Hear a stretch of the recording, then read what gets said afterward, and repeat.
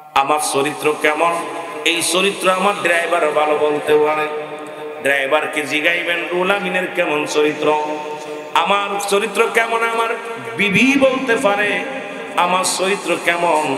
আমার কাজের মানুষ, যিনি আমার কাজের মানুষ বা আমার বাড়ি যিনি কাজ করেন বা সফর সঙ্গী, ইনি বলতে পারে চরিত্র কেমন। রাসূলুল্লাহর চরিত্র কেমন ছিল বাবা শুনে নাও, গভীর মনোযোগ। হযরত আনাস রাসূলুল্লাহর কদমের দীর্ঘ 10টা বছর খেদমত করলেন। কয়টা বছর? জোরে বলেন কয়টা বছর? 10টা বছর খেদমত করলেন। হযরত আনাস বলে দুনিয়ার মানুষ শোনো, আমি কত ভুল করেছি। আমার রাসূল যখন আমার গরম পানি চাইতো আমি ঠান্ডা পানি নিয়ে দিতাম, রাসূল যখন জুতা চাইতো স্যান্ডেল নিয়ে দিতাম, রাসূল যখন বিছনা আমাকে পেরে দিতে বলতো আমি উঠায় ফেলতাম। কত ভুল করেছি। আল্লাহর কসম করে বলি, আল্লাহর কসম করে বলি, আমার নবী কোনোদিন চোখ গরম করে কথা বলে নাই। আমার নবীজি কোনোদিন আমাকে উচ্চ আওয়াজ দিয়ে ধ্বনি ধমক দেন নাই। কারণ এমন নবীর খেদমত যারা করেছে রে মুসলমান শোনো, সেই নবীর বিরোধিতা করো, সেই নবীর সমালোচনা করো। হযরত আনাস বলে এত ভুলের পরও আমার নবী কোনোদিন আমাকে কোনোদিন ধমক দিয়ে কথা বলে নাই। এর চরিত্র যদি দেখতে হয় এ মুসলমান শোনো, আমার নবীর গোলামের কাছে ওই বলতেছিলাম, আমার নবীর খেদমতে থাকা পর যারা দীর্ঘ 10টা বছর রাসূলুল্লাহ আমার বাড়ির কাজের মানুষের সঙ্গে কত দুর্ব্যবহার করি, আমার বাবারা আমার সফর সঙ্গীর সাথে কেমন দুর্ব্যবহার করি, আমরা এখন গরিব যারা আমাদের বাড়ি আপনার বাড়ির কর্মচারী তাদের সঙ্গে কত দুর্ব্যবহার করি। আমার নবীর ভিতরে কেমন আদর্শ ছিল, কোনদিন তার চাকরের উপরে আঘাত করেন নাই, জোরে কথা বলেন নাই, ধমক দেন নাই। সেই নবীর চরিত্র আমাদের ভিতরে আসার দরকার আছে কি না? আপনার চরিত্র কেমন একমাত্র বলতে পারে আপনার বিবি। সুবহানাল্লাহ বলেন আরো জোরে। এর নবীর বিবিরা আমার নবীজির প্রশংসা করে। এ যুবকেরা শোনো, আর এখন আমার চরিত্র কেমন যদি আমার বিবিরে জিগাও, ভাই সাহেব ভাবি সাহেব ভাই চরিত্র কেমন, কই তোমার ভাই এত লম্ফ তার ধারায় বলা যাবে না, কারণ তোমার ভাইয়ের চরিত্র ভালো নাই, এখন আমার বোনের পাশ ঘুরে বেড়ায়। বাবারা আমার গভীর মনোযোগ। সুতরাং এই চরিত্র নিয়ে যদি রাসূলের সমালোচনা করি, আমার মতো গাধা আমার মতো বোকা দুনিয়ার মধ্যে কেউ নাই, জোরে বলেন ঠিক কিনা? এ ভাইরা আমার, বন্ধুরা আমার, আমি শরীয়তের ওয়াজ করার আগে একটু তরিকাতের কথা বলবো, যেহেতু তরিকাপন্থী মাহফিল।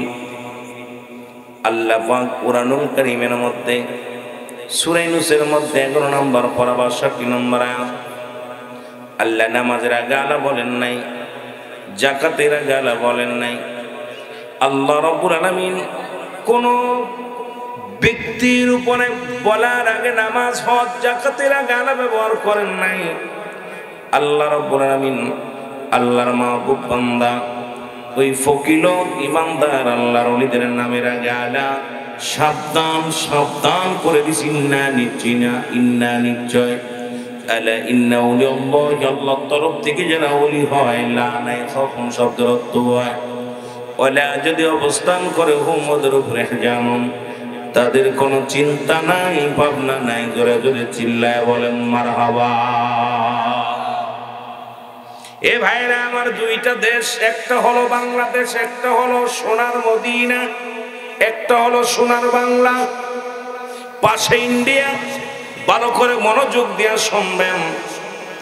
একটা দেশে অসংখ্য নবী সোনার মদিনায় আগমন করেছেন, অসংখ্য নবী রাসূল আগমন করেছে। আর সর্বশ্রেষ্ঠ নবী, যিনি নবীদের নবী, রাহমাতুল লিল আলামিনের আগমনে ওই মক্কা নগর, ওই বাক্কা নগর, সোনার মদিনা সুন্দরে ভরপুর হয়ে গেছে। জোরে জোরে চিল্লায় বলা যাবে না সুবহানাল্লাহ?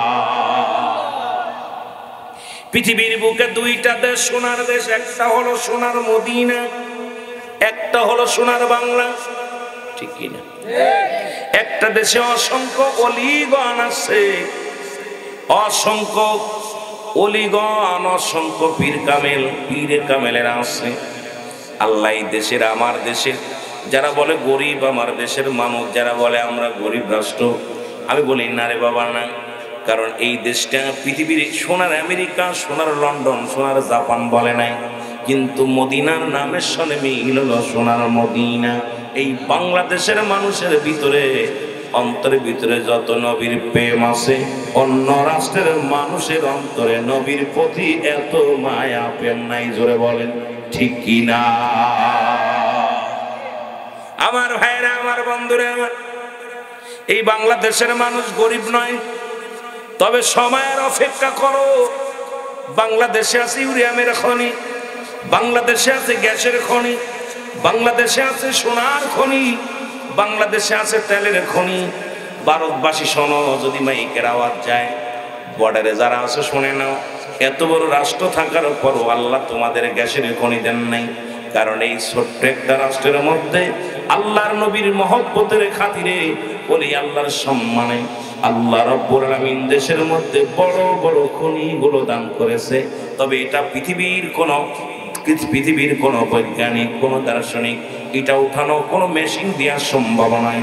কারণ এটা উত্তোলন হবে আল্লাহর মাহবুব বান্দাদের হাতের ইশারায়, সেই সমস্ত আখিরি মুজাদ্দিদ, আখিরি ওলিদের ওসিলায়। আল্লাহ রাব্বুল আলামিন ইমাম মেহেদী আলাইহিস সালাম যখন আগমন করবে, তার আগ মুহূর্তে এই বাংলার জমিনের সমস্ত খনিগুলো আমার আল্লাহ বান্দার উপরে দান করবে। জোরে জোরে চিল্লায় বলা যাবে না সুবহানাল্লাহ? কষ্ট পাচ্ছেন নি? আবার বলতে পারেন হুজুর মনে রং করতেছে। এই দেশ আমার দেশ, গরিব না। এই দেশে কিন্তু অনেক খনির সন্ধান পেয়েছে, উত্তোলন করতে পারে নাই। সাগরের মধ্যে তেলের খনি পেয়েছে, স্বর্ণের খনি পেয়েছে। বিদেশিরা বারবার বলতেছে যে আমার দেশটার উপরে এখন শগুনের চোখ পড়ছে। এই জন্যই বাংলাদেশকে ভাঙ্গার জন্যে অসংখ্য বহির্বিশ্বগুলো, পাশের রাষ্ট্রগুলো উঠ পেতে বসে আছে শগুনের মতো। এই দেশের মানুষ বুঝতেছি না আমরা, কারণ আমাদের দেশে অসংখ্য আল্লাহ, সুবহানাল্লাহ বলেন, যাদের আগমনে আল্লাহ রাব্বুল আলামিন এত ইজ্জত, এত সম্মান। আমি শুরুতেই বলছি দুইটা দেশ, একটা সোনার মদিনা, একটা সোনার বাংলা। সোনার মদিনায় যায় যেমন মানুষ তৃপ্তি পায়, শান্তি পায়, আমরা বাংলাদেশের মানুষ 6 ঋতুর দেশ, পৃথিবীতেই 6 ঋতুর দেশ কোনো দেশে নাই। একমাত্র ছোট্ট একটা রাষ্ট্র বাংলার জমিনে 6টা ঋতু বাস করি। এত সুন্দর আবহাওয়া, এত সুন্দর শান্তি বাংলাদেশ নয়, অল পৃথিবীর মধ্যে আর কোথাও নাই। জোরে বলা যাবে না সুবহানাল্লাহ? এই বলি আল্লাহর বাংলাদেশ শাহজালালে, এই শাহপরানের বাংলাদেশ তিতুমিরের খাজা খান জানালির বাংলাদেশ, বাংলাদেশ, বাংলাদেশ।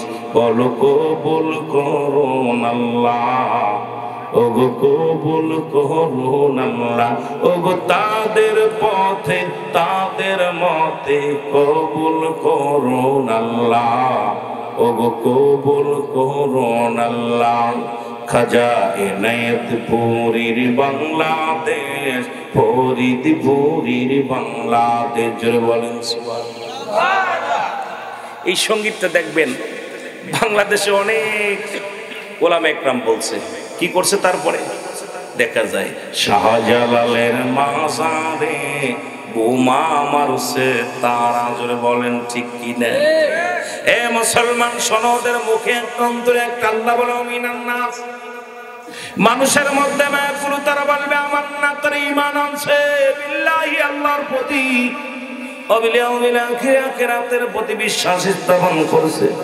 ওমা হুম বিমুমিনিন, আল্লাহ বলে একদল বেঈমান মুনাফিক আছে যারা আমার রাসূলের কাছে এসে ধোঁকা মারতে গেছে, বলে আমরা ঈমানদার, আমরা মুমিন, আমরা মুত্তাকিন। ওই বাটপার গুলো বাংলার জমিনে এখন ভরপুর। জোরে জোরে বলেন ঠিক কিনা? এরা ওলি আল্লাহদের মাধ্যমে ইসলাম চিনছে। এ আলেম ওলামা, শাহজালাল আগে আইছে, মাদ্রাসা আগে আসে নাই। যে মাদ্রাসায় পড়ালেখা করে তোমরা ডিগ্রি অর্জন করে মাজারগুলো ভেঙে দাও, ওলি আল্লাহদের বিরোধিতা করে কথা বলো, তোমাদের আগে আছে শাহজালাল, তোমাদের আগে আছে শাহপরাণ, তোমাদের আগে আছে খাজেনেপুরি, তোমাদের আগে আছে শাহজালাল, শাহ মকদুম। কারণ তোমরা মাদ্রাসা লোক সময় সময় 3 দিন, আর আল্লাহর ওলিদের বয়স কতদিন একবার হিসাব করো। যাদের মাধ্যমে মাদ্রাসা লাইন মসজিদ পাইল, তাদের বিরোধিতা করে কথা বলো, এটা বড় কষ্ট লাগে কলিজার মধ্যে। জোরে বলেন ঠিক কিনা? কষ্ট আমার ওখানেই। যে বিদ্যা মায়ের গর্ভে থাকলে 10 মাস 10 দিন বাবাই লালন পালন করলো, সেই বাবা মার বিরুদ্ধে সমালোচনা। আমার ভাইরা, আমার বন্ধুরা, আমার শুনে নাও। সুতরাং এই দেশের মানুষগুলো অলি প্রেমিক, রাসূল প্রেমিক, ঠিক কিনা? আরো জোরে বলেন ঠিক কিনা? আমি এখনো বলি সময় আছে। আল্লাহর গজবের মধ্যে পড়ো না, আল্লাহর গজবের মধ্যে পড়ো না। যেমন পড়েছিল লূত আলাইহিস সালাম, আল্লাহ তারে গজবের মধ্যে ফেলে দিয়েছিল। ও মুসলমান শোনো, যেমন ইউনূস আলাইহিস সালাম, যেমন পড়েছিল পৃথিবীর মধ্যে শীষ আলাইহিস সালাম, যেমন পড়েছিল ইব্রাহিম আলাইহিস সালাম, যেমন আল্লাহ অনেক পরীক্ষা নিয়েছিল অনেক নবীদেরকে।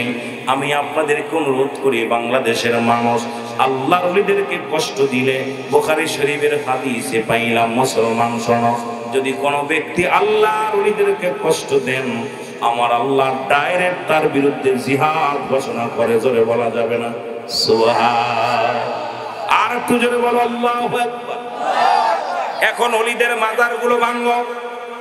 আল্লাহ রাসূল বলে মেরকাত সূরা মেরকাতের 10ম খণ্ড 722 নম্বর পৃষ্ঠা, তাফসীরুল বায়ান 5ম খণ্ড 524 নম্বর পৃষ্ঠা, রাসূল বলে আলা সাবধানিন্না, নিশ্চয় আলা ইন্না ওয়াল্লাহি, আল্লাহর তরফ থেকে যারা ওলি হয়, লা ইয়ামুত, তাদের মৃত্যু নাই। এখন আল্লাহর ওলি কোনো মানুষে বানায় না। আজকে আমার দেশের যারা আল্লাহর ওলি মানুষে বানাইছে, এই বানানো পীর সাহেবরাই এখন বাজার ভাঙ্গার ফতোয়া লাগাইছে। যারা বলেন ঠিক কিনা? এই বানানো পীর সাহেবরা এখন শরীয়ত মানতে মানতে, আমার বাবা 3 ছেলে 3 জনই পীর, 5 ছেলে 5 জনই পীর। এখন পীরের ছেলে পীর, চোরের ছেলে চোর, ডাকাতি ছেলে ডাকাত, মাওলানা ছেলে মাওলানা, এমন কোন রেওয়াজ আসেনি? এই কথা বলেন না কেন? এখন আমার দেশে কিন্তু একটা রেওয়াজ এসে গেছে, বাপে 4 সন্তান জন্ম দিয়ে গেছে, 4টেই কয় ছোট শাহজাদা, মেজো শাহজাদা, বড় শাহজাদা, 4 জনই পীরত্ব নিয়ে দুনিয়ার মধ্যে ভাগাভাগি শুরু করে দিয়েছে। বাবারা আমার গভীর মনোযোগ শুনে নেন। আরে আল্লাহ রাব্বুল আলামিন পীর বানায়, আল্লাহ কয় সাবধান সাবধান, হুঁশিয়ার করে দেয় আমার আল্লাহ। ওই কোরআনও বলতেছে আলা সাবধান, নিশ্চয় আলা ইন্নাহু বিল্লাহি, আল্লাহর তরফ থেকে ওলি হয়। ওলি কেউ মানুষ বানায় না, কোনো পীর সাহেব ওলি বানায় না। ওলি বানানোর জন্য আল্লাহ রাব্বুল আলামিন তার উপরে দয়া, তার উপরে রহমতের দরকার আছে। জোরে বলেন ঠিক কিনা? যদি এটা না হতো, নিজামউদ্দিন আউলিয়াও পীর হয়েছিল। কথা কয় না কেন? আল্লাহ রাব্বুল আলামিন এখন আমার দেশে এই সমস্ত শরিয়াত ছেড়ে দিলে কাফের, তরিকা ছেড়ে দিলে মুসলমান, তরিক শরিয়াত ছেড়ে দিলে কাফের, মারেফাত ছেড়ে দিলে ফাসিক, তরিকা ছেড়ে দিলে পথভ্রষ্ট মুসলমান, হাকিকত ছেড়ে দিলে জীবনটাই বরবাদ।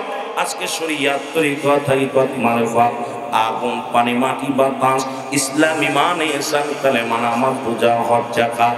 মুসলমান শোনো, এখন কোন অবস্থা, এখন যে অবস্থা চলতেছে, আমি আপনাদেরকে বলতে চাই, যদি আল্লাহর ওলিদের না মানেন, ইসলামটাকে আপনি অস্বীকার করবেন। আমার জ্ঞান, আমার দেন যেটা বলে, আগে আল্লাহর ওলিদের মানার দরকার আছে কি না? তবে আল্লাহর ওলিরা কোনো মাকসুদ নাই, মাকসুদ হলো স্বয়ং আল্লাহ। একটা ভুল করি কিন্তু আমরা অনেকেই ভুল করি। শাহজালাল মাকসুদ নয়, শাহ পরাণ, আত্মশির হুজুর, চরমনার হুজুর, সারসিনার হুজুর, ফুরফুরা শরীফ হুজুর, দেয়ানবাগের তাবলিগ হুজুর, এ মুসলমান আমলিকির হুজুর, বিএনপির হুজুর যারা আছেন শোনেন, হুজুর কোনো মাকসুদ নাই, মাকসুদ হলো স্বয়ং আল্লাহ। উনি হলো মাধ্যম ঠিকানা, আল্লাহ পার একমাত্র ঠিকানা। এই ঠিকানায় গেলে পাওয়া যাবে কারে? এই ঠিকানা বরাবর পাওয়া যাবে রাসূলকে। আর রাসূলের প্রেম দুনিয়ায় যারা ডুব দিতে পারবে, এরাই পাবে একমাত্র মওলাকে। জোরে বলেন ঠিক কিনা? একটু মহব্বতের সঙ্গে দুরূদ শরীফ পড়েন, আল্লাহুম্মা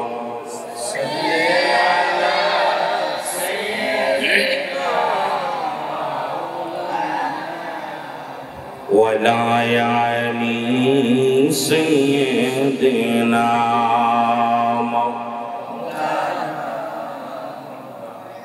আমার ভাইরা আমার বন্ধুরা আমার যে কথাগুলো বলি একটু লক্ষ্য করেন। একজন পীরের দরবারে লেখা পাইলেন রাস্তা দিয়ে যায়, পীরের দরবারে যদি কোনো ব্যক্তি গোলামি করে জানমাল কোরবানি করে যদি কেউ খেরপত করে আল্লাহ তাকে হয় পৃথিবীর বাদশাহী দান করে, রাজত্বই দান করে, আর না হয় তাকে মোরাদ ফকির বানায়া দেয়। মুরিদ এই কাগজটা পাইয়া বড় যত্ন করে উঠাইলেন। কথাগুলো মনে রাখবেন, আমি আস্তে আস্তে আলোচনার মধ্যে যাই। শরীয়তের আলোচনা সারা জীবন করে গেলাম, যত আলোচনা ইউটিউবের মধ্যে দেখছেন কত শরীয়তের আলোচনা, রাসূলের সম্মান, সাহাবীদের সম্মান, নামাজ রোজা, মা বাবার খেদমত, স্ত্রী স্বামী স্ত্রী, কত ওয়াজ শরীয়তের ওয়াজ করলাম। আজকে একটু লক্ষ্য করেন, আল্লাহর ওলিদের ভিতরে খেদমত করলে, গোলামি করলে কি পাওয়া যায়, এই বিষয়ের উপরে একটা কথা আমি বলে যাই রে মুসলমান। এই কাগজটনি পাইলেন, লেখা দেখলেন পীরের দরবারে গোলামি করলে কি হয়, জানমাল কুরবানি করলে আল্লাহ তারে বাদশা বানা দেয়। উনি বাড়ি গেলেন, বাড়ি যাইয়া জমা জমি যা ছিল সব বিক্রি করলেন। বিক্রি করিয়া পীরের দরবারে নিয়ে বললেন, হুজুর এই নেন, আমি আপনার কাছে আমার বাড়ি ঘর জমি জমা যা ছিল সব কিছু আপনারা দিয়ে দিলাম। হুজুর জমি জমা পায়া বললেন, বাবা ঠিকই করেছ। বলে, হুজুর আমি আপনার কাছে আইছি, বড় মনে একটা আশা আছে। পীরে বলে, বাবা কি আশা নিয়ে আসছো? বলে, হুজুর এই কাগজটার মধ্যে দেখলাম পীরের দরবারে জানমাল কুরবানি করে খেদমত করলে বাদশাহী হওয়া যায়। আমার মনে বড় শখ, এই দেশ পরিচালনা করবো, আমি বাদশাহী হব, এই আশা করে আপনার কদমের মধ্যে আসি। জোরে বলা যাবে না মারহাবা? একটু মহব্বতের সঙ্গে দুরূদ শরীফ পড়েন, আল্লাহুম্মা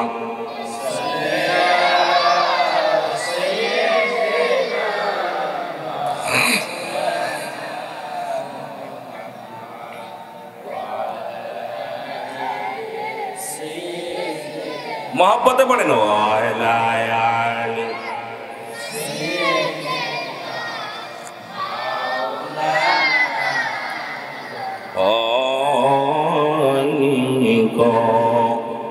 হবে না এমন সুজন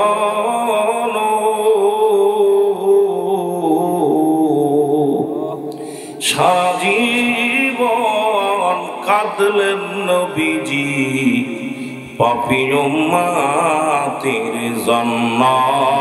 আল্লাহুম্মা সাল্লি আলা সাইয়্যিদিনা ওয়া লা আলি সাইয়্যিদিনা।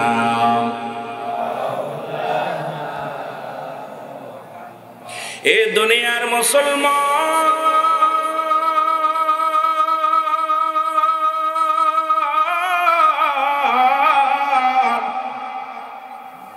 পীরে বললেন, বাবা যদি তুমি ধনী হতে চাও, নিয়ত করেছো এই দরবারে 12 বছর গোলামি করা লাগবে। জোরে বলা যাবে না আল্লাহ? কয় বছর? 12 বছর তোমার খেদমত করা লাগবে। ও নবীরা শেখেরা রে, আমার নবীজি কত কষ্ট করছে। নবী বকরি চড়াইছে, নবী মাটি টানছে, নবী নাকরা খাওয়াছিল, কত কষ্ট করেছে, সাধনা করেছে। সেই নবীর উম্মত হইয়া আমরা কেন পারি না? আমাদের ভিতরটা কেন এত অহংকার, এত হমিকা?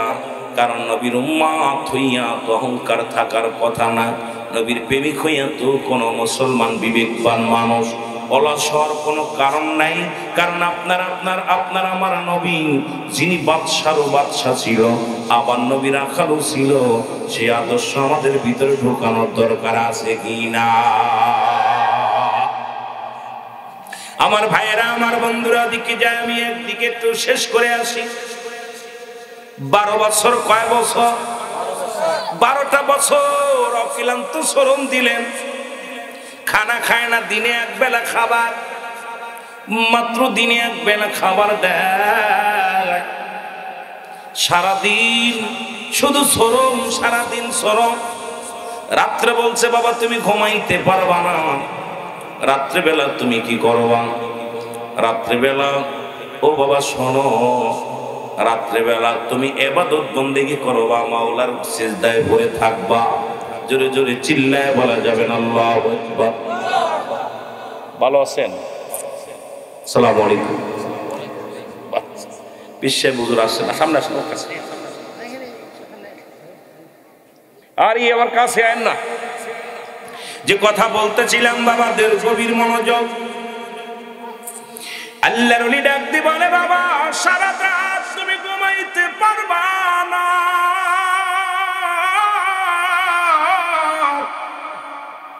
সারা রাত জেগে তুমি মাওলার প্রেমের সাধনা করবা। 12টা বছর পার হয়ে গেল, অনেক কষ্ট করে দিনে এক বেলা খাবার খায়।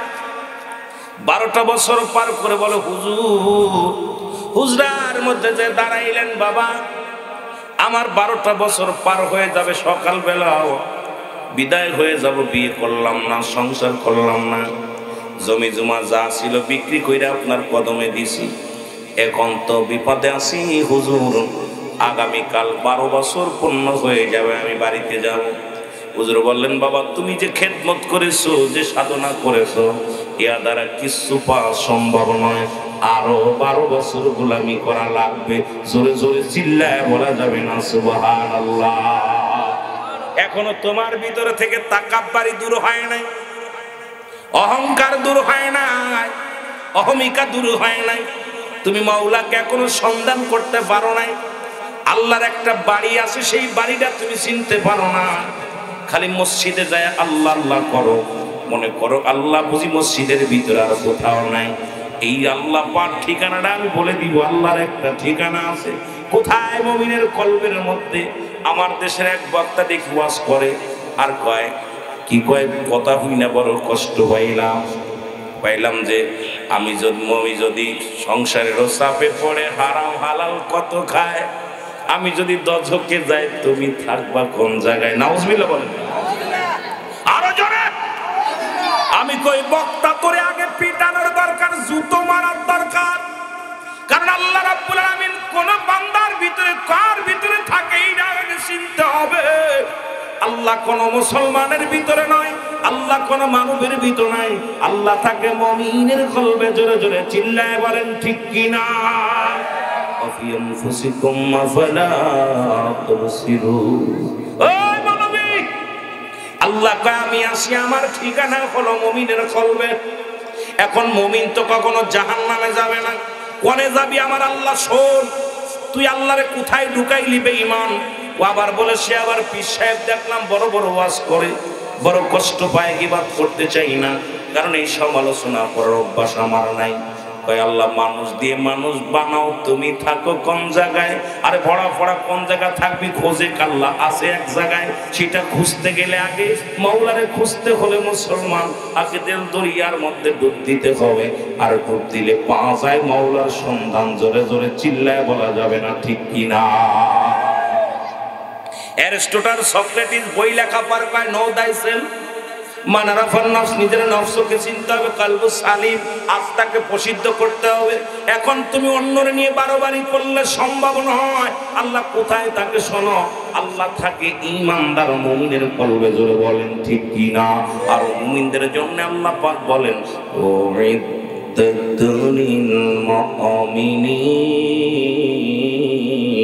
আল্লাহ কয় মুমিনদের জন্য প্রস্তুতি করে রাখছি 8টা জান্নাত।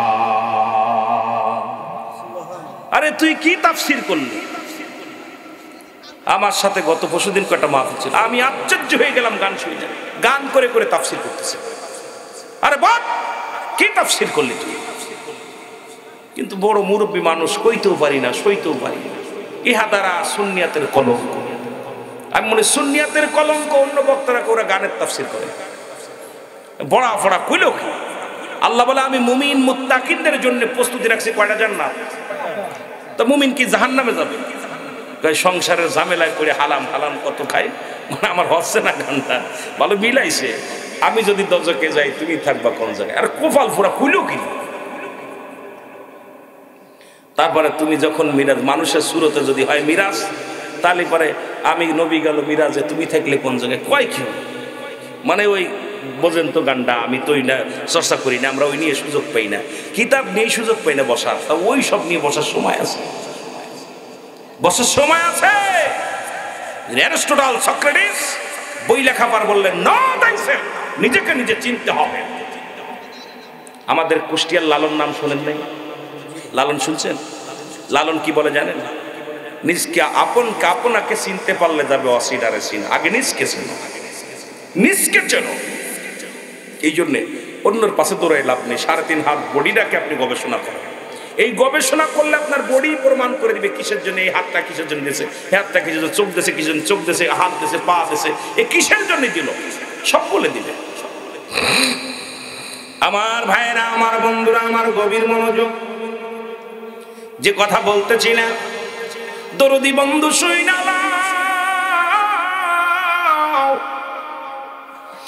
ডাকতে বলে বাবা তুমি যে সাধনা করেছো এই সাধনায় মওলাকে পাওয়া সম্ভব নয়। বাবা কি দিব তোমারে? আরো 12 বছর। বলে হুজুর আরো 12 বছর যদি খেদমত করি আপনার দরবারে, আমি তো শেষ হয়ে যাব, মারা যাব, কারণ আমার তো কঙ্কাল দেহখানা বানায় ফেলেছে। আরে মুসলমান, আল্লাহকে পাইতে অনেক সাধনা করা লাগে। জাগ্রত প্রাণ যার মরে না সেজন, দৈহিক মরণ যে মরে না সেজন, জাগ্রত প্রাণ যার মরে না সেজন। জোরে জোরে চিল্লায় বলা যাবে না আল্লাহু আকবার।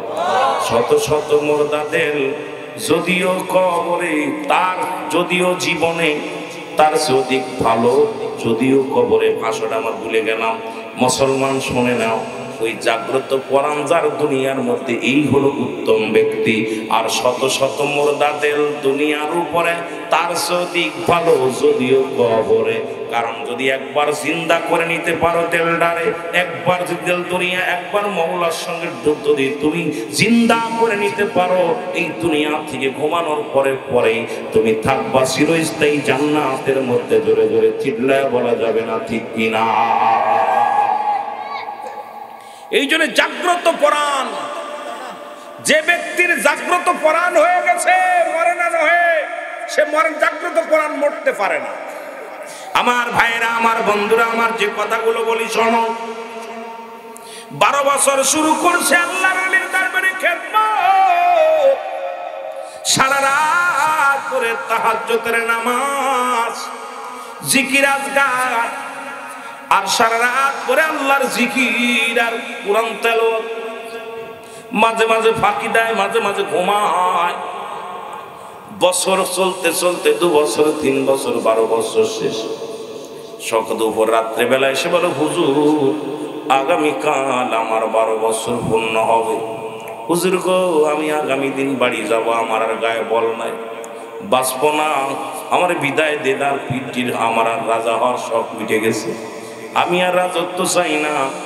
হুজুর বলে বাবা তুমি যা সাধনা করেছো এই 24 বছর তুমি এমন কিছু পাওয়ার অর্জন করতে পারো নাই, আরো 12 বছর তোমার গোলামি করা লাগবে। জোরে জোরে চিল্লায় বলা যাবে না সুবহানাল্লাহ? ওরে পীর তো সামান্য নহে, নবীর নাই ভয়, পাপীদেরকে তোরাইতে ভবেতেও দায়। তোরা চল সকলেই চল পীরের কদমে। পীর তো কোনো সাধারণ মানুষ হতে পারে না, পীর হয় নবীর নায়েব যারা হতে পারে। এরা জীবনটাকে জ্বালিয়ে পুড়িয়ে সাধনা করে তারপরে আল্লাহকে পাইছে।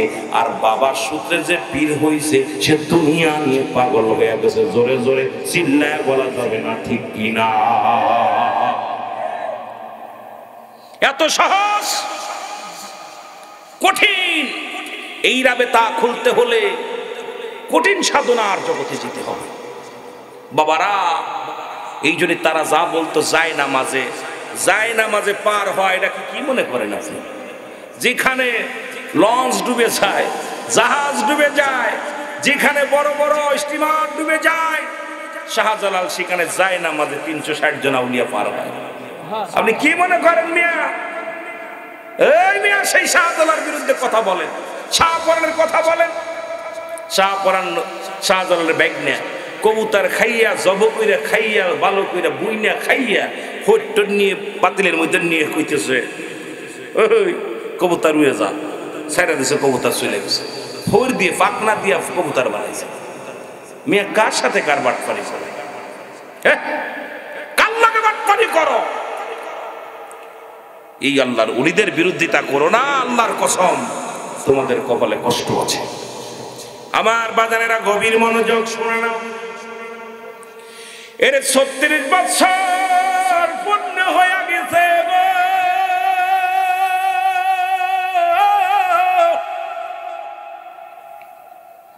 পাগলটা হাঁটতে পারে না, অনেক সাধনা করে আস্তে আস্তে করে পীরের কদমে যা ডাকতে বলে হুজুর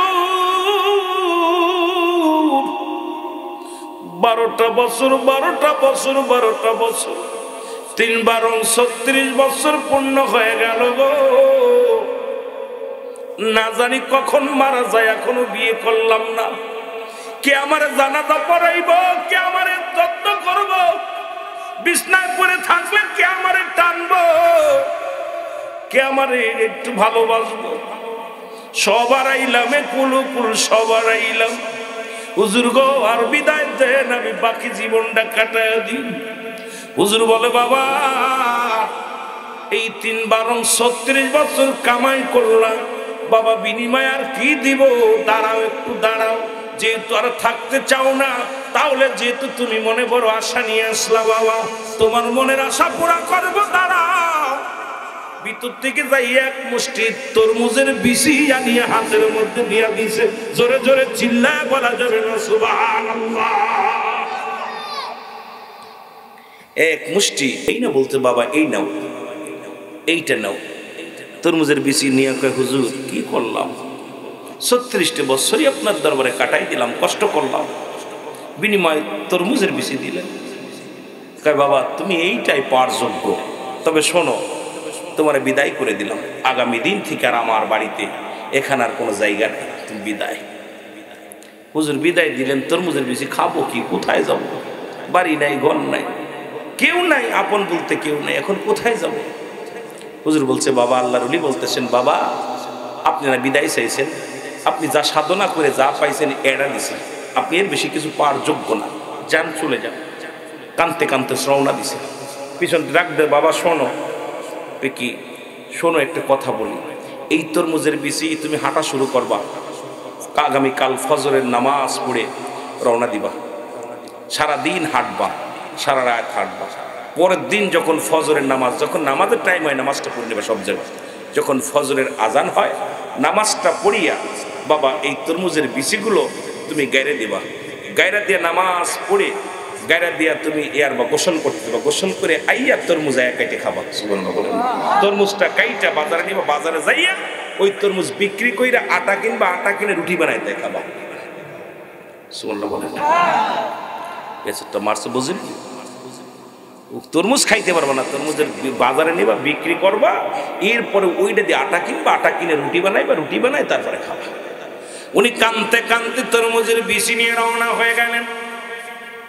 আমার বাবারা, আমার বন্ধুরা, আমার শোনো, হাঁটতে হাঁটতে নদীর কুল ধরে হাঁটতে হাঁটতে একদিন ২৪টা ঘন্টা, একটা দুইটা সময় না, ১ ঘন্টা ২ ঘন্টা নয়, কামেল পীরের দরবারে গেলে আর একটারে লোহারে যেমন ওই বাবা পরশ পাথর যেমন লোহাটা ঘষণ লাগলে লোহাও সোনা হয়ে যায়, কামেল পীরের সন্নিহিত পাইলে ওই কামেল ও বাদান একজন মুসলমান শুনে নাও, ওই নাপাক দিলটাও মুর্দাদের জিন্দা বানায় দেয়। ওই পরশ পাথর হলো কামেলে মুকাম্মেল, আল্লাহর ওলি গঞ্জরে বলেন ঠিক কি না? আমার বাবারা, আমার এখন আমরা বাবারা গভীর মনোযোগ, এই কামেলের সন্নিহিত যদি পাইতে হয় তাহলে খোঁজ করে নিতে হবে। ও মুসলমান, 12 বছর ঘুরে ইবাদত করার একটা মিনিট, একটা ঘন্টা কামেল পীরের সোহবতে থাকিয়া নজরে থেকে ইবাদত যদি করতে পারো, ওই 12 বছরের দেউলিয়া হইয়া যে ইবাদত বন্দেগী করেছো, ওই একটা ঘন্টা একটা মিনিটই তার চাইতে 1000 উত্তম হয়ে যাবে। জোরে বলেন সুবহানাল্লাহ। এগুলো বুঝতে লাগলে তাসাউফ জানতে হবে। আমি যে গানের ওয়াজ করতে, এটা তাসাউফ ভিত্তিক আলোচনা। আমার বাবারা, আমার শরীয়তের আলেমদের মাথা গরম হয়ে যাবে। কয় কি তুমি 40 চিল্লা 22 চিল্লা দিছো, মুসলমান শোনো, কামেল মুকাম্মেলের দরবারে শুনে নাও যে কথাগুলো বললে তোমাদের কাজে লাগবে।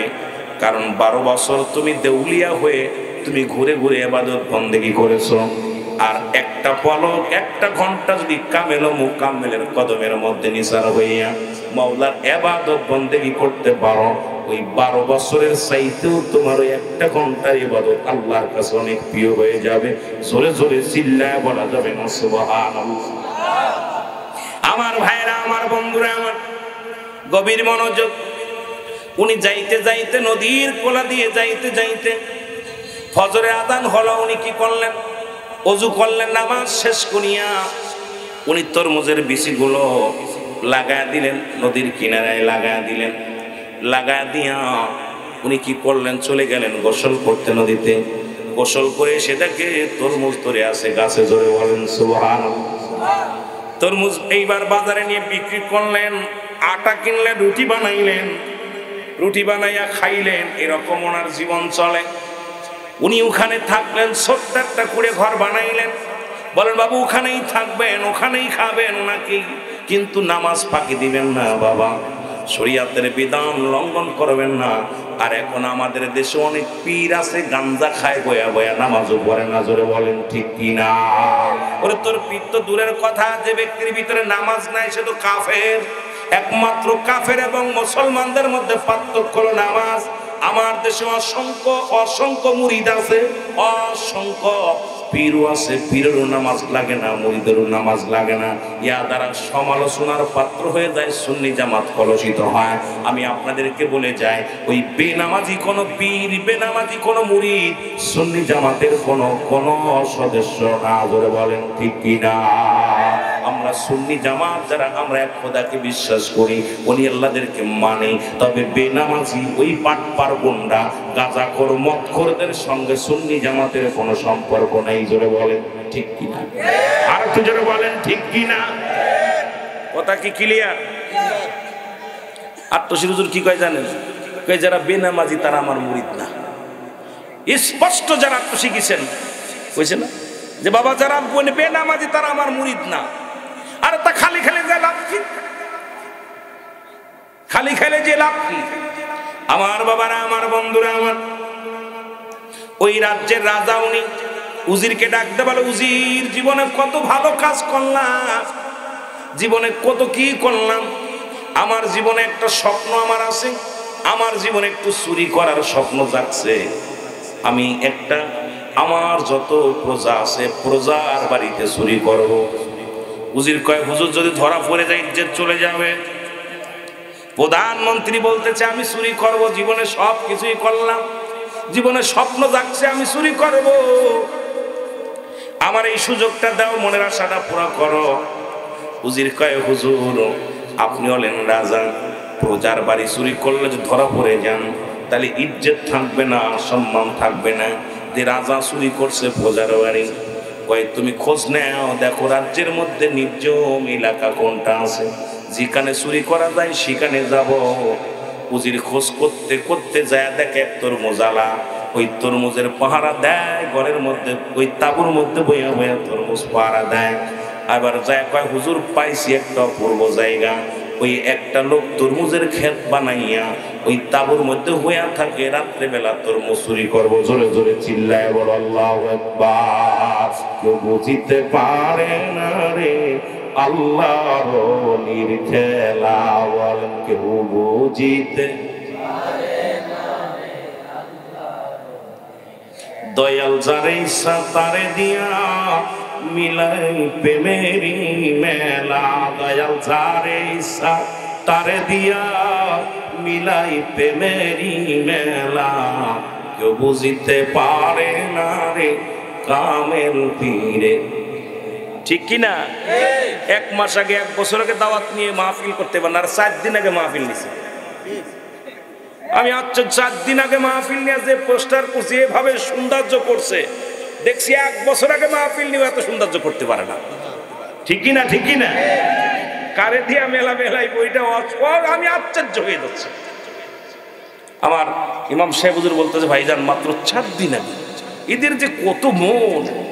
বলছে মসজিদ একদিনে মাটি কাটছে, পরের দিন ঘর সারা।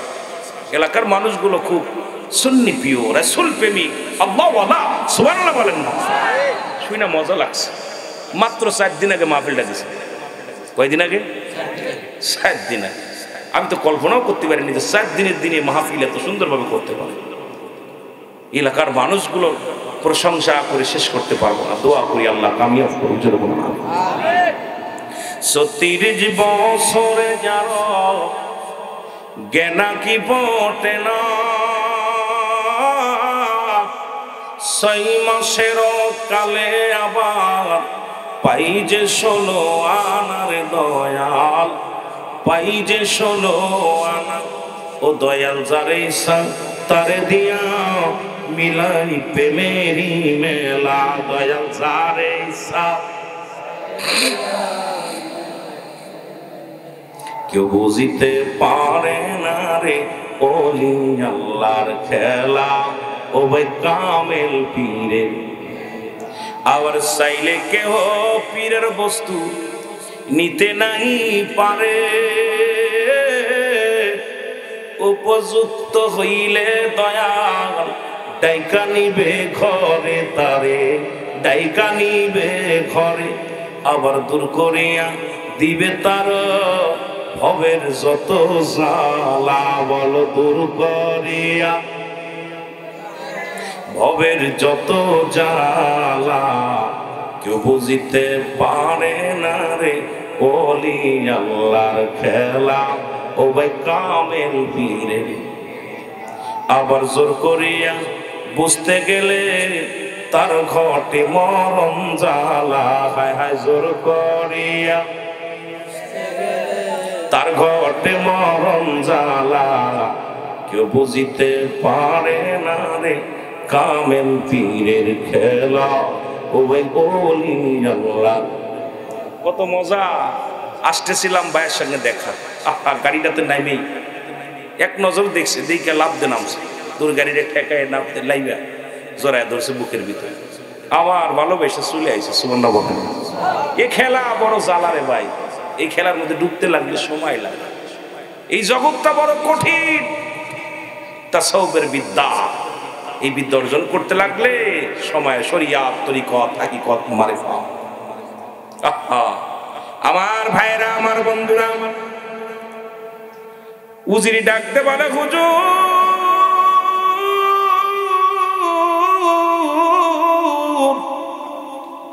আপনি রাত্রের গভীরে চুরি করবেন এক তরমুজ আলা, এক তরমুজের খাতের মালিক। উনি ঘরের মধ্যে বইয়া বইয়া মৌলারে ডাকে। এমন প্রেমিক কয়জন আছে গো? আরে কেমন পাগল আল্লাহর প্রেমিক, শুইনা নাও। এইবার বাদশা বলে, তাড়াতাড়ি চল, আজকে চুরি করতে যাব। রাতের অন্ধকারে হুজুরকে নিয়ে যখন তরমুজ চুরি করার জন্য রওনা দিছে, তরমুজের খেতে যায় যখন তরমুজটা ধরে টানতে ছিড়বে, আল্লাহর ওলি শব্দে ডাক দিল, হামদি বলে, মুরিদ 36 বছর সাধনা করে পাইছিলি তরমুজের বিচি, এক রাত্রে নিয়ে যাই চুরি করে তরমুজ ঠাকা। জোরে জোরে চিল্লায় বলা যাবে না সুবহানাল্লাহ। স্বপ্নের মধ্যে দেখি লাভ মাইরা ওই বাঁশ একটা নিয়ে একদম প্রধানমন্ত্রীর মাথায় মারছে পিছন থেকে বাড়ি। বাড়ি মারাও শেষ, মন্ত্রী মরাও শেষ। প্রধানমন্ত্রী মারা গেলেন। উজির ডাক দে কয়, তরমুজের মালিক শোন, তুই কাকে মারছিস জানোস? কয় কে মরিছে আমার দেখার সময় নাই। 36 বছর গোলামি করে গায়ের গোস্ত গুলো শুকাইয়া কত সাধনা করে পাইছি তরমুজের বীজ। আর তোমার ওই কেম নিয়ে গেল রাত্রে চুরি করে নিয়ে যাবে, আমি মানবো কেমন করে? দিছি গায়ে মেরে কিসে মরে নিয়ে যাও মরালারে কাঁধে করে, জোরে জোরে চিল্লায় বলা যাবে না আল্লাহু আকবার। উজির কয় মরিছি বড় বিপদের মধ্যে পড়েছি। এখন যদি লোক জেনে যায় যে প্রধানমন্ত্রী তরমুজ চুরি করতে যা ধরা পড়ে মহিলা কিন্তু মারি খাইয়া আমারও জীবন যাবে রে, জনগণ ছাড়বে না, এখন কি করা যায়? চল আমার সাথে তুই। তিনি নিয়ে গেছে রাজ দরবারে, নিয়ে যাইয়া এক ঘরের ভিতরে আটটাইছে।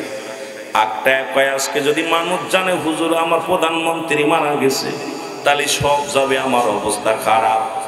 ভালো মন্দ খাওয়াইয়া রানীকে ডাকতে বলে, রানী গত রাত্রে রাজা মশাই বলছে সে 3 মাসের সাধনায় বসেছে, 3 মাসের মধ্যে কারোর লগে কথা বলবে না, 3 মাসের মধ্যে উনি এই ঘরের দরজা খুলবে না, একমাত্র আমি উজিরের সঙ্গে সাক্ষাৎ করবে, আর এই 3 মাসের রাজ্য পরিচালনা আপনি নিজে করবেন। এই 3 মাস আমাকে বলেছে, এই 3 মাসের মধ্যে যদি তার সঙ্গে কেউ দেখা করে উনি মারা যাবে। আর এই জন্য আমার শুধু আমি আর হুজুরের শুধু প্রধানমন্ত্রীর সাক্ষাৎ হবে, আর কারণ নয়। জোরে জোরে ঠিক লাগে। রানীরে করছে, রানী মানে রাজার বউ, আপনি এই 3 মাস পরিচালনা করবেন রাষ্ট্র, আর 3 মাস হুজুর সাধনার জগতে চলে গেছে, এর মধ্যে ডাক দিলে উনি মারা যাবে, খোলা যাবে। এখন উজির পড়ছে বড় বিপদে, রাজ দরবারে ফল ফালাদি নিয়ে খাওয়ায়, ভালো মন্দ খাওয়ায়, খায় খায় খায়, ভিতরে খায়ের আল্লাহর উলির পাগল, উনিও বয়া বয়া খায় আর ইবাদত বন্দি করে। 3 মাস পরে, 3 মাস রানীর পাগল হয়ে গেছে স্বামীর জন্য, 3 মাস স্বামীরে দেখে না, 3টা মাস স্বামীকে পাই না। রানী বলতেছে, উজির আমার স্বামীর খবরটা তাড়াতাড়ি বল। কয় রানী মা পাগল হয়েন না, 3 মাস মাত্র, 3 মাস, 3 মাস পূর্ণ হয়ে গেছে। রানী কয় আমার স্বামীরে নিয়ে আয়। কয় রানী মা একটা বিপদ হয়ে গেছে, যেহেতু 3 মাস স্বামীর সাথে সাক্ষাৎ নাই, আবার বিয়ে পড়ানো লাগবে। সুবহানাল্লাহ। যেহেতু 3 মাস স্বামীর সঙ্গে আপনার স্বামীর সঙ্গে সাক্ষাৎ নাই, দেখা সাক্ষাৎ নাই, বিয়ে যায় আপনাদের দুজনের সারাসারি হয়ে গেছে, আবার বিয়ে করা লাগবে। কয় তাড়াতাড়ি উজির, তাড়াতাড়ি মৌলানারে ডাক দে, বিয়ে পড়া, স্বামীর জন্য বেকুল হয়ে আসি, আমি পাগল হয়ে আসি, তাড়াতাড়ি নিয়ে। হুজুর কেনে বিয়ে পড়ানো হলো রাতের অন্ধকারে। এবার বাসর হবে, বাসর রাত্রে যায় দেখে নেই ভিতরে, যখন ওই উজির যখন ঢুকা দিছে, যায় দেখেন এক দাড়িওয়ালা টুপিওয়ালা মৌলবী বসে আছে বাসর ঘরের মধ্যে। ডাক দে, কয় উজিরে তুই কার ঘরে দিলে আমারে? এ তো আমার স্বামী না। কয় মন রানী মা যা হইছে আপনি আর কথা বলেন না, যদি লোকজনে জেনে যায় রানী হইয়া বেগানা মহিলা পুরুষ বেপনা পুরুষের ঘরে ঢুকছে, আপনার ইজ্জত চলে যাবে, যা হয়েছে চেপে যা, বাকিটা আমি সামলাইতেছি। জোরে জোরে চিল্লায় বলা যাবে না আল্লাহু আকবার। রানী মা যা হইছে হইছে চেপে যা। বাসর করেন, দুজন মিলে গেছে। সকালবেলা সকলে রানী সবাই সিয়ারা বলতে, কিন্তু স্যার ওই ওনার সিয়ারা, রাজা সিয়ারা যেরকম ছিল ঠিক ওই রকমই হয়ে গেছে, কিন্তু দাড়ি টাড়ি আছে। সবাই রে বুঝাইতেছে, ভাইরা শোনো, রাজা ঠিক আছে, কিন্তু রাজায় 3 মাসের সাধনায় যা দাড়ি হয়ে গেছে। সুবহানাল্লাহ কইতেন, একটু বুড়া বুড়া 3 মাস দেখো নাই তো, একটু পরিবর্তন হয়েছে, সিয়ারা ঠিক আছে। উনি সিয়ারে বইয়া যত মানে গ্রামের মধ্যে যে চুরি করে, চোরকে ছেড়ে দেয়, যে ধরে তারা সব বিচার উল্টো পাল্টা। কেউ খুন করলে খুনিকে ধরে আনে তাকেও খুন করে, মানে সব মোটামুটি মানে অবস্থা খুব খারাপ। উজির কয় খাল কেটে কুমির আনলাম, বিপদে পড়ছি, যেটা খালি উল্টা ফেলি। উজির বাড়ি যায় কাঁদতেছে, কি করা যায়? কানতে কানতে এক নদীর কিনারে যে বইছে, বসা পর চিন্তা, হঠাৎ করে দেখে নদী দিয়া ভাসতে ভাসতে, পানি দিয়া ভাসতে ভাসতে একটা ফুল আসছে, অনেক সুন্দর একটা ফুল। এই ফুলটা দেখে উজির চিন্তা করছে আমার হুজুরে দিলে হুজুর বড় খুশি হবে। যে পরের দিন হুজুর এই দেন কত সুন্দর একটা ফুল। বলছে উজির, আগামী দিন যদি এরকম 7টা ফুল না এনে দিতে পারো, তোমার গর্দান চলে যাবে। আল্লাহু আকবার। উজির কয় বড় বিপদের মধ্যে পড়েছি, ফুল পাইলাম একটা, নদীতে পানি দিয়া ভাসতে ভাসতে যায়, এই ফুলের গাছও চিনি না, ফুলের নামও জানি না। এই ফুল কই থেকে আসলো? এ তো দুনিয়ার কোনো ফুল নয়। এই ফুলের তো গাছের ঠিকানা আমার জানা নাই। কই পাবো ফুল? রাজাইয়া উজিরে যে বাড়ি যায় বিবিরে কয়, বিবিরে সর্বনাশ, আগামীকাল যদি 7টা ফুল না এনে দিতে পারি বরদান চলে যাবে। প্রধানমন্ত্রী উপদেশ দিছে, যদি 7টা ফুল না নিয়ে যায় আমাকে মেরে ফেলবে। বিবি কয়, স্বামীর টেনশন করো না, যাও আল্লাহর নাম নিয়ে ওই নদীর কিনারায় যাও, দেখো সন্ধান পাও কি বলে। উনি হাঁটা শুরু করলো, যা হাঁটতে হাঁটতে যাইয়া 1টা ফুল, 2টা ফুল, 3টা ফুল, 4টা ফুল, 5টা ফুল, 6 নাম্বার ফুল পেয়ে গেছে। 7 নাম্বার ফুলের আশায় বসে আছে। দেখে রে দূর থেকে একটা গাছ, ওই গাছের মধ্যে নদীর কিনারে একটা গাছ, ওই গাছের মধ্যে পাগল এমন ভাবে আল্লাহ জিকির করে রে, জিকির করতে করতে কলবটা ফেটে যায়, একটা ফোঁটা রক্ত পানির মধ্যে পড়ে, আর ওই রক্তখানা ফুল হয়ে যায়। জোরে জোরে চিল্লায় বলা যাবে না সুবহানাল্লাহ। ওই পাগলটা, যে পাগলটারে প্রধানমন্ত্রী বানাইছে, ওই পাগলটা এই গাছের মধ্যে বসে আছে আর এমন জিকির করতেছে, পা দুখানা উপরে ঝুলিয়ে দিয়ে এমন ভাবে আল্লাহ আল্লাহ পাগল হয়ে যান, কানতে কানতে জিকির করতে করতে কলবটা ফেটে যাচ্ছে, আর একটা ফোঁটা রক্ত পড়তেছে পানির মধ্যে, আর একটা ফুল হচ্ছে। 7টা ফুল নিয়ে চলে আসছে রাজার দরবারে, এসে বলে, ফুল হুজুর আনছি, ফুলেই নেন। উজির, ফুল তো আনছো, ফুলের গাছটা কেমন বলো? আগে বলো।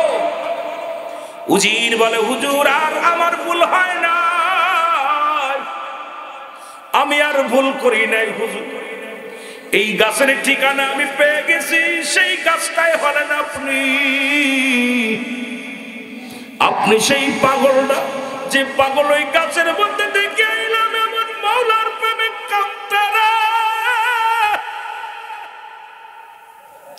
এমন ভাবে জিকির করে, জিকির করতে করতে কলিজাটা ফেটে যায়। একটা ফোঁটা রক্ত পানির মধ্যে পড়ে, আর ওই পানিটা ফুল হয়ে যায়, পানির মধ্যে রক্তটা ফুল হয়ে যায়। আমি কি আর ভুল করেছি? সেই গাছটা হলেন আপনি। ওরে মন্ত্রী ডাক দেখা, উজির রে, আমি আর রাজত্ব চাই না রে, যেহেতু আমাকে তুই চিনে ফেলেছিস আর দরকার নাই। আরে আমি গোলামি করেছিলাম, নিয়ত করেছিলাম আমি বাদশা হব, আমার আল্লাহ বাদশা বানায়া দিছে। আরে দুনিয়ার মধ্যে আমি বাদশাই চাই না, আমি হতে চাই মুরাদ ফকির আল্লাহ। এই দুনিয়া চাই না, দুনিয়া চাই না রে উজির, আমি আমার মাওলারে চাই। জোরে জোরে চিল্লায় বলো মারহাবা।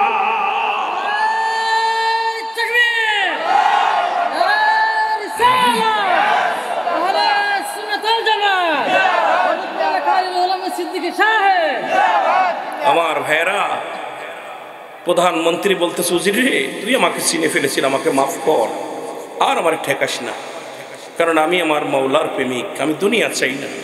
ওই নিয়ত করেছিলাম যে আমি বাদশাহ হবো, আল্লাহ আমাকে বাদশাহ বানায় দিছে, কিন্তু আমি বাদশাহী পেয়ে আমি আল্লাহরে পাইতেছি না, আমার আল্লাহর জন্য যেতে হবে। এই জন্যে এ মুসলমান, গভীর মনোযোগ, এগুলো খুব জিনিসটা খুব লক্ষ্য করা লাগবে। ইব্রাহিম আদম, উনি রাজত্বের মধ্যে বসে আছে, উঠ হারায় গেছে, রাখাল খুঁজতেছে, ছাদে ছাদ দিয়ে উঠ খুঁজতেছে, পায়তারা করতেছে। ইব্রাহিম আদম বলতেছে, এই ছাদের উপরে কে পায়তারা করে? বলে, হুজুর আমার উঠ হারায় গেছে। কি হারায় গেছে? এই জোরে বলেন না, কি হারায় গেছে? উঠ হারায় গেছে। তা উঠ হারায় গেছে, জঙ্গলে খোঁজো। করছে, হুজুর উঠ তো ছাদের পর্দে খুঁজতেছি, যদি পাওয়া যায়। করছে, হুজুর আমি তো উঠ খুঁজতেছি।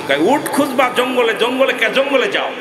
বলতেছে, হুজুর আপনি যদি ওই রাজ দরবারে রাজ সিংহাসনে শুয়ে ঘুমায় এসির মধ্যে হইয়া যদি আল্লাহরে পাইতে পারেন, তা আমি উঠ তো ছাদের মধ্যে পাবো।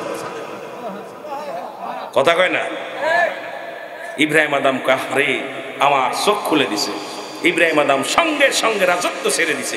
প্রয়োজন নাই, এই রাজমহলে বসে আল্লাহকে পাইতে পারবো না, আমাকে আল্লাহকে পাইতে হলে এই শাহিন শাহ ছেড়ে দিতে হবে। আর আমার দেশের যে মানুষগুলো আজকে আমরা ইমামতি করলে আর মাঠে গেলে ইজ্জত চলে যায়।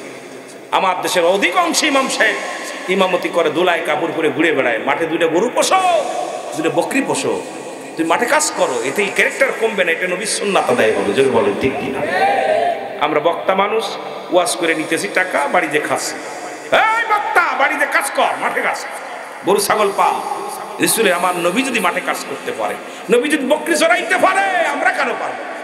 আর আমরা যদি কোনো ইমাম সাহেব একটু মাঠে কাজ করে, ধরে আমাকে ইমাম দেখ মাঠে কাজ করতে লেগেছে, ওর পাশে নামাজ হবে না, ফতুয়াত করার অভাব নেই। কিন্তু এই জ্ঞানী জ্ঞান পাবি মানুষগুলো, এদেরকে বোঝানো বড় কষ্ট। কোন পীর সাহেব যদি কাজ করে, দেখছো পীর সাহেব করতেছে কি? আরে বোকা, আরে পীর সাহেবের পীর সাহেব তিনি নবীদেরও নবী।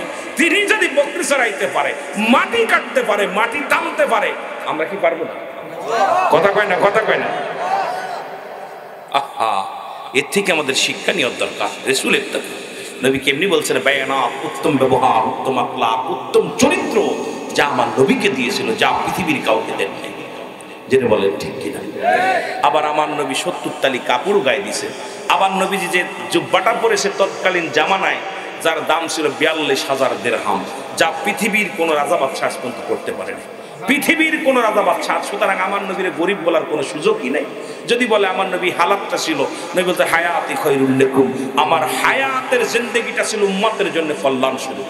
কারণ আমি নবী এই জিন্দেগি শরিয়াত, তরিকত, হাকিকত, মারিফাত, এই নবী আমি নবী উম্মতের সঙ্গে কথাবার্তা বলেছি, উম্মতের সঙ্গে চলাফেরা করেছি, উম্মতের সঙ্গে উঠা বসা করেছি। এই জন্য আমার দেশের অনেক মৌলবীরা কয় নবী আমগার মতো মানুষ। আরে মৌলবী সাহেব, একটু কি খেয়াল করছেন? নবী বলে হায়াতি খায়রুল লাকুম, আমার হায়াতের জিন্দেগিটা আমার উম্মতের জন্য কল্যাণ স্বরূপ। কেন? শরিয়াত, তরিকত, হাকিকত, মারিফাত, রাষ্ট্রীয় ধর্মীয় যে ব্যবসায়ী, সব কিছু শিক্ষা দেওয়ার জন্য রব্বি কারীম আমাকে দুনিয়ার মধ্যে পাঠাইছে আমার উম্মতের কল্যাণের জন্য। যদি বলেন সুবহানাল্লাহ, বলেন নবী বলতেছে আমি ওফাতটা, আমি ইন্তেকাল করেছি, এটাও আমার উম্মতের জন্য কল্যাণ স্বরূপ। আরে মৌলবীরা কি কয় রে? এই মৌলবীরা কি খেয়ে লেখাপড়া করছে? আমি আশ্চর্য হয়ে যাই, মৌলবী তুই কেমনে বলিস নবী সম্মান রাখা? নবী বলছে আমি মারা গেছি, ইন্তেকাল করেছি, আমি শুধু উম্মতের জন্য, কল্যাণের জন্য। পৃথিবীর কোন উম্মাত যদি কোনো ভালো কর্ম করে, আমি নবী প্রশংসা করি। আবার যদি কোনো উম্মাত গুনাহের কাজ করে, আমি নবী আল্লাহর দরবারে ইস্তেগফার করি, ক্ষমা চাই, আল্লাহ অমুক ব্যক্তি অন্যায় করেছে, তুমি তারে মাফ করে দাও। তাহলে বোঝা গেল ইহা দ্বারা যে আমার নবী দুনিয়া থেকে বিদায় নিছে, এটাও আমার জন্য, নবী আসছো আপনার জন্য, আমার জন্য।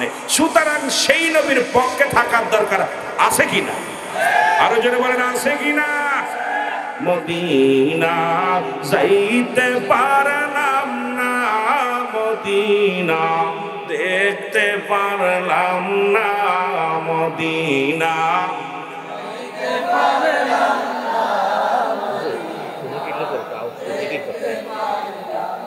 জিকির একবার, মদিনা যাইতে পারলাম না, মদিনা আমি অসহায়, তাই এত দূরে রই, বলো অসহায় তাই দূর থেকে সালাম জানাই, শুধু দূর থেকে সালাম জানাই, মদিনা যাইতে পারলাম না, মদিনা মদিনার নাম কত মধু,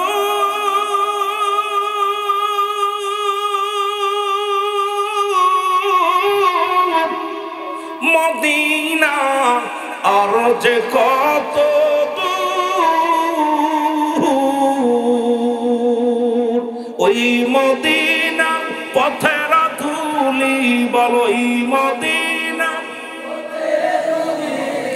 মাখতে পারলাম না, মদিনা যাইতে পারলাম না, মদিনা। আর যদি বলেন মদিনা যাইতে পারলাম না, মদিনা এই আমি অসহায়, তাই এত দূরে রই, বলো অসহায় তাই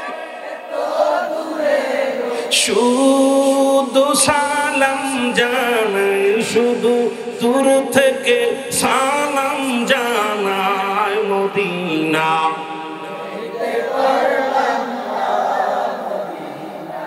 দেখতে পার, মদিনা নাম কত সুন্দর,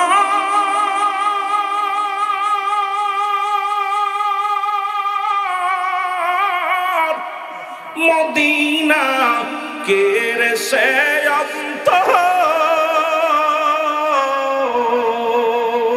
এই গরিব দুঃখের সালাম খানি, বলো গরিব দুঃখের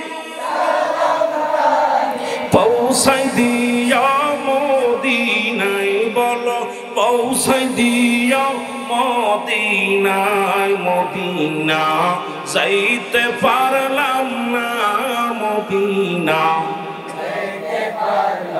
না, মদিনা যাইতে পারলাম না, মদিনা মদিনা উবাল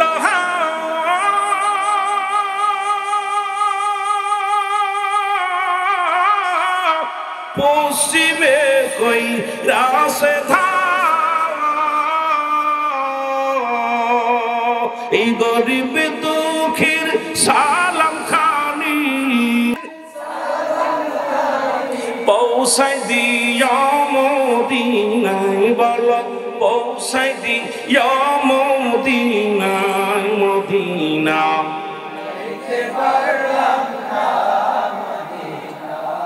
দেখতে পারলাম না, মদিনা যাইতে পারলাম না, মদিনা লাম না। আল্লাহুম্মা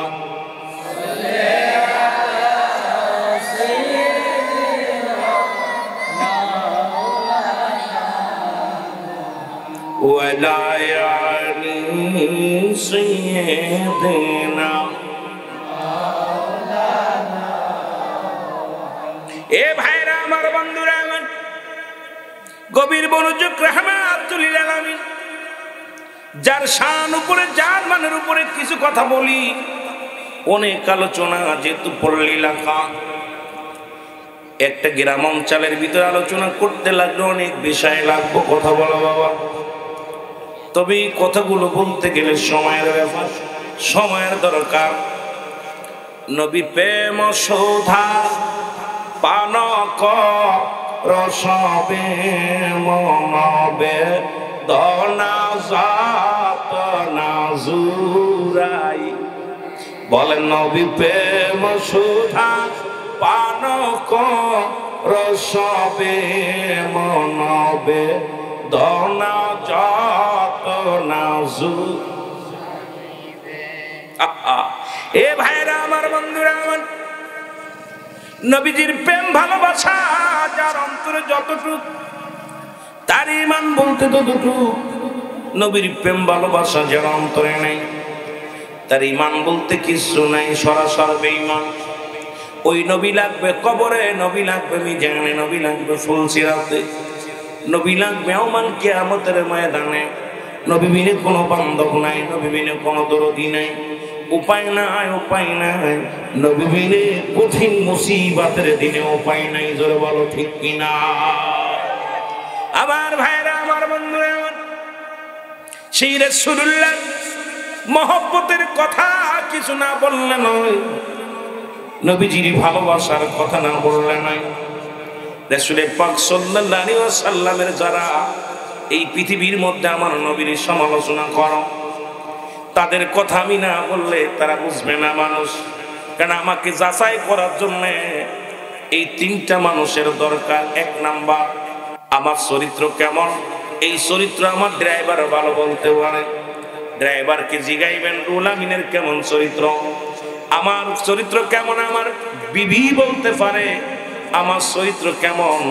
আমার কাজের মানুষ, যিনি আমার কাজের মানুষ বা আমার বাড়ি যিনি কাজ করেন বা সফর সঙ্গী, ইনি বলতে পারে চরিত্র কেমন। রাসূলুল্লাহর চরিত্র কেমন ছিল বাবা শুনে নাও, গভীর মনোযোগ। হযরত আনাস রাসূলুল্লাহর কদমে দীর্ঘ 10টা বছর খেদমত করলেন। কয়টা বছর? জোরে বলেন কয়টা বছর? 10টা বছর খেদমত করলেন। হযরত আনাস বলে, দুনিয়ার মানুষ শোনো, আমি কত ভুল করেছি। আমার রাসূল যখন আমার গরম পানি চাইতো আমি ঠান্ডা পানি নিয়ে দিতাম, রাসূল যখন জুতা চাইতো স্যান্ডেল নিয়ে দিতাম, রাসূল যখন বিছনা আমাকে পেরে দিতে বলতো আমি উঠায় ফেলতাম। কত ভুল করেছি, আল্লাহর কসম করে বলি, আল্লাহর কসম করে বলি, আমার নবী কোনোদিন চোখ গরম করে কথা বলে নাই।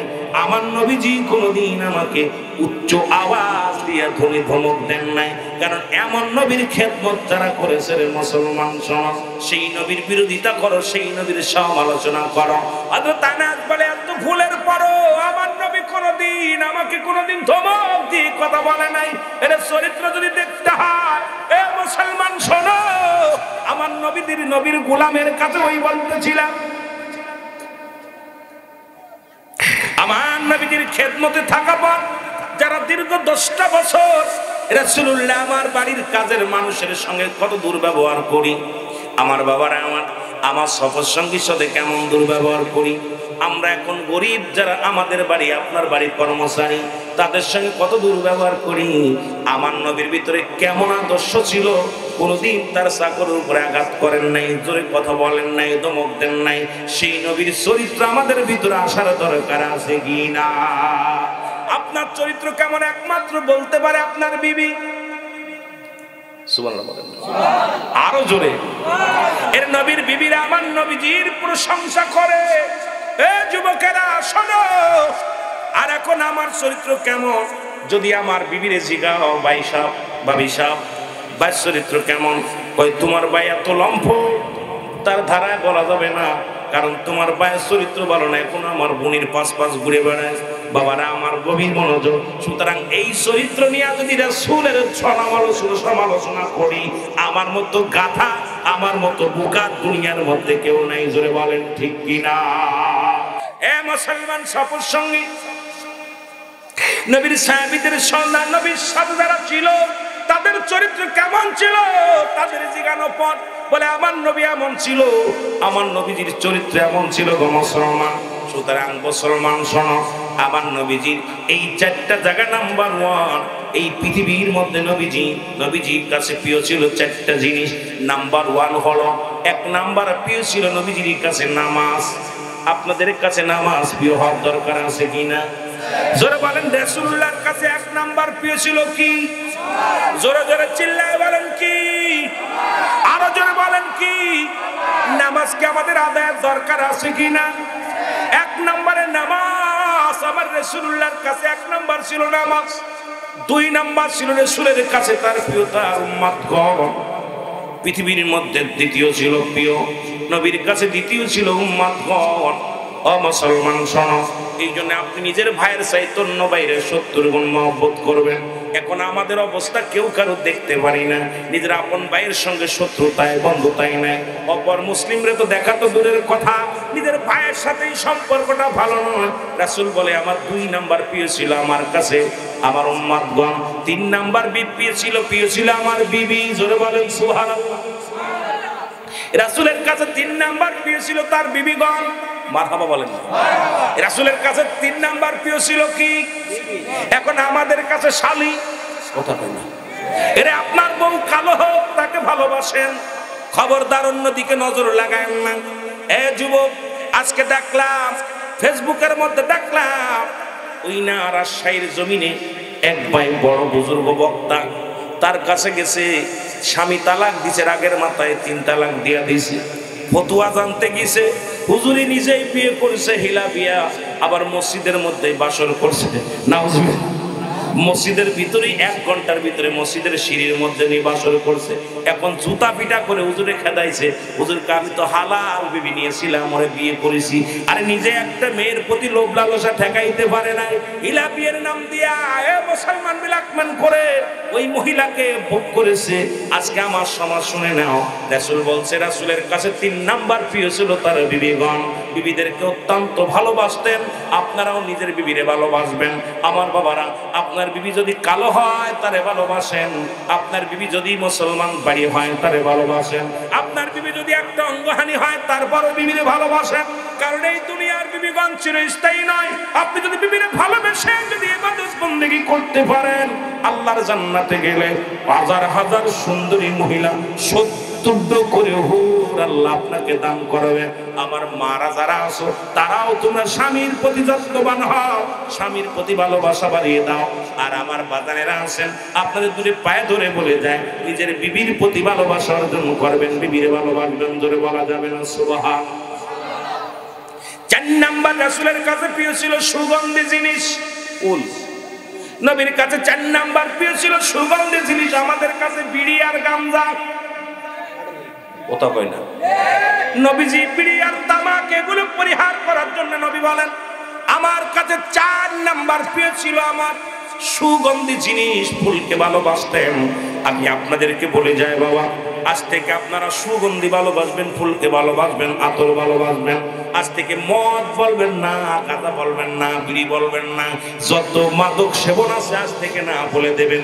কারণ রাসূলের গুণে গুণান্বিত যদি হতে হয়, রাসূলের কাছে যেগুলো প্রিয় ছিল সেগুলো আমাদের প্রিয় হওয়ার দরকার আছে কিনা?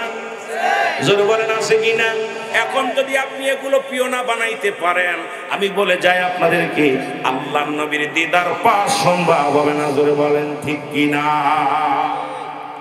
নবীর কাছে 1 নাম্বার প্রিয় ছিল কি? 2 নাম্বার?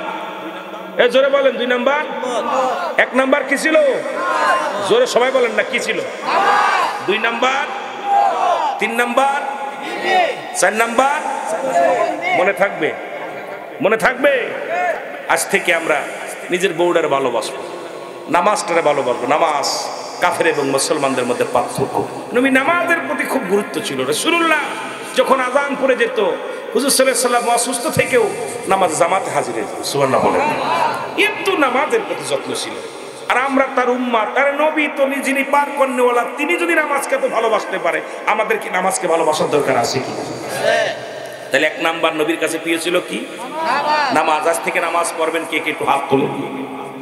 আল্লাহ তুমি কবুল করে না, জোরে বলেন আমিন। আল্লাহ গো আমাদের কবুল করে নাও, জোরে বলেন আমিন। 2 নাম্বার প্রিয় রাসূলের কাছে ছিল তার উম্মাতগণ। আজ থেকে কোনো মুসলমান হয়ে মুসলমানকে কষ্ট দিব না। এক মুসলমান আর এক মুসলমানকে বুকের ভিতর নিয়ে ভালোবাসবো, নিজের ভাইয়ের সাথে শত্রুতাই করব না। তাকে আপন নিজের আয়না, অন্য মুসলমানকে যখন আয়নার দিক তাকাইলে আপনার চেহারা দেখবেন, অপর মুসলমানকে আপনি দেখলে আপনারই মনে করবেন যে ওটা আমি। সুতরাং আরেকজনের ব্যথায় আপনার ব্যতীত হতে হবে। এক মুসলমান আর মুসলমান কষ্ট পেয়েছে, আপনার ব্যতীত হতে হবে। একজন কষ্ট পেলে আপনি আনন্দ করতে পারবেন না, আপনি তার ব্যথায় ব্যতীত হতে হবে। আমরা ছোটবেলা একটা বইতে পড়েছিলাম যে নিজের পরের সুখে কি যেন, নিজের পরের সুখে হাসবো আমি, হাসবো কাঁদবো সবার দুঃখে, নিজের খাবার বিলিয়ে দিব অনাহারের মুখে। ঠিক না? ছেলেরা পড়ছো না? আমরা ছোটবেলা মনে হয় মোটামুটি আমরা পড়ি নাই, পরের চ্যাপ্টারে মোটামুটি দেখছি আর কি, যে মানে এই যে প্রতিবেশীর বিষয় নিয়ে আলোচনাটা, কবিতাটা সুন্দর একটা কবিতা লিখছে যে মানে নিজে অন্যকে কষ্ট দেখলে আমরাও কষ্ট পাবো, অন্যকে হাসি দেখলে আমরাও হাসবো, অন্যকে দুঃখী দেখলে আমরাও দুঃখিত দুঃখ প্রকাশ করবো। কিন্তু আমার দেশের অবস্থা দেখি, একজন যদি কষ্ট পড়ে যায় আমরা হাতে তালি দিয়া কথা কোন ঠিক কিনা? এগুলো করা যাবে? মুসলমান বাবারা আমার, রাসূল বললেন আম্মা জান আয়েশা সিদ্দিকাকে ডাক দে, বলে আয়েশা রে, জাহান্নাম আমাকে দেখানো হলো, জান্নাত দেখানো হলো। আমি জাহান্নামের মধ্যে যা দেখি, সবচেয়ে বেশি কষ্ট পেয়েছি একদল মানুষ আগুনের নদীর মধ্যে সাঁতার কাটে। কিসের নদী? জোরে বলেন কিসের নদী? আগুনের নদীর মধ্যে সাঁতার কাটে। আম্মা জান আয়েশা বলে ইয়া রাসূলুল্লাহ, এরা কারা? নবী বলেন এরা হলো পৃথিবীর মধ্যে সুদখোর আর ঘুষখোর। এরা কি খোর? আল্লাহর কসম করে বলি, যারা সুদ খায় আর ঘুষ খায়, শোনো এ সুদখোরেরা শোন, তোদের জন্য আবাদান আবাদান একটা চিরস্থায়ী রেখে দিয়েছে আমার আল্লাহ। সেটা হলো একটা আগুনের সাগর। এই আগুনের সাগরের মধ্যে আল্লাহ রাব্বুল আলামিন সুদখোর আর ঘুষখোরদের ওর ভিতরে ছেড়ে দিবে। এই মানুষগুলো পাগল হয়ে যাবে উঠার জন্য, এই পাগল হয়ে যাবে, কাঁদবে, আল্লাহ কুল পাবে না, কিনার পাবে না। আবার এই মাঝে মাঝে যারা সুদ খায় তাদের অবস্থা হবে কুল পাবে, কুল পেয়ে যখন উঠবে, উপরে উঠবে, আবার ফেরেশতারা তাদেরকে ধাক্কা মেরে নদীর মধ্যে ফেলে দিবে। ওই আগুনের নদীর মধ্যে তারা সাঁতার কাটবে। আমি তোদের পায়ে ধরে বলে যাই বাবা, আমার রাসূল কাঁদতেছিল, ওই করুণ কান্না আম্মা জান আয়েশা সিদ্দিকা বর্ণনা করতে যায়, বলে আমার নবীজি জাহান্নামের আলোচনা করতে যাইয়া রে নবীর চোখের পানি ধরে রাখতে পারে নাই। সুতরাং আমি আপনাদেরকে বইলা যাই, ওই আগুনের নদীতে যদি সাঁতার না কাটতে চান তাহলে আজ থেকে সুদ আর ঘুষকে না বলবেন। কে কে একটু হাত তোলে। আল্লাহ আল্লাহ আল্লাহ গো আমাদের সুদ থেকে বাঁচাও। এ ভাই তোদের পায়ে ধরে বলেছে, বাইরে সুদ খাস না, বাইরে যারা খাইছি তওবা করবি, যে মাফ চেয়ে নিবি, ওই লোকটার টাকা ফেরত দিয়া মাফ চেয়ে নিবি। ভাই রে মাফ কেন?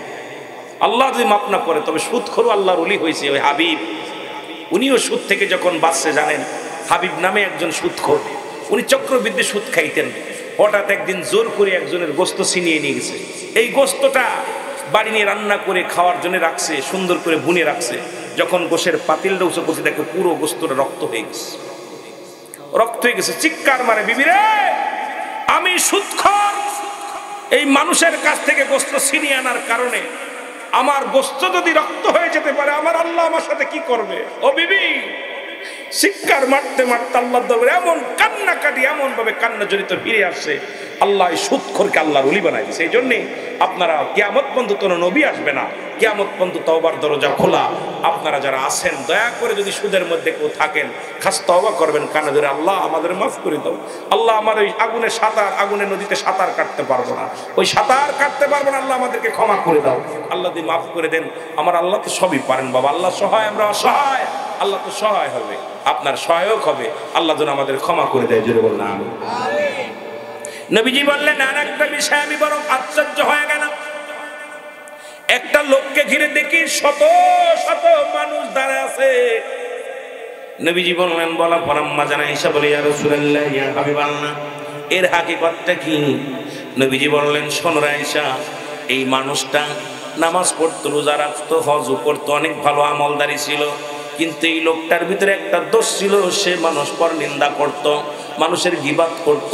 এই গীবাত করার কারণে ওই মানুষগুলো যা বলতেছে আমার বিরুদ্ধে, তুমি এই কথা বলছো, আমি তো এটা বলি নাই। আমরা অনেকেই বলে থাকি অমুকের মেয়ে বেরোয় গেছে, অমুকের মা এ করছে, অমুকে করছে, আসলে জানি না, মিথ্যা তো আমার।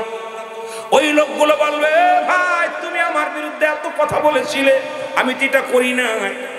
আম্মা জান বলে ইয়া রাসূলুল্লাহ ইয়া হাবিবাল্লাহ, তারপরে কি হবে? নবী বললেন, ওই লোকটা ক্ষমা চাবে, সবার কাছে মাফ চাবে, আমারে মাফ করে দাও। বলবে না, মাফ হবে না।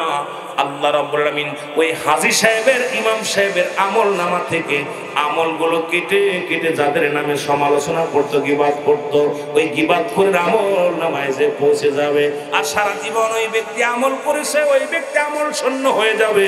আমল শূন্য হওয়ার কারণে তাকে জাহান্নামে ছুঁড়ে মারা হবে। আজকে বাংলাদেশে খালি পরনিন্দা, পরনিন্দা, পরনিন্দা। আজকে দেখেন ছেলে মেয়ে ওই দিকে চিন্তা নাই, খালি কিরা কি করলো, ওই অমুক কিরা নিল, কান নিয়ে সিলি নিল, কান দেখার সময় নাই, খালি সিলের পাশ পাশ দৌড়াতেছি। বাবা একবার কানে হাত দিয়ে দেখেন। সুতরাং রাসূল বলতে চাই, ইশারে ওই মানুষগুলো এত কষ্ট করে রাত জেগে ইবাদত বন্দেগী করছে, কিন্তু কিয়ামতের ময়দানে সব বরবাদ হয়ে যাবে। খুব সাবধান, খুব সাবধান। খালি দেখেন আইয়া আপনি সাহেব খালি সমালোচনা করেন, মৌলবী সমালোচনা করে, আইরে গিবা, এদের কপালে ভয়ঙ্কর কষ্ট আছে। আল্লাহ আমাদের বুঝার তৌফিক দান করুন। 5 মিনিট জিকির করি। এই আরমানরে নিয়ে আয়, ইসমে জাত আল্লাহ আল্লাহ আল্লাহ আল্লাহ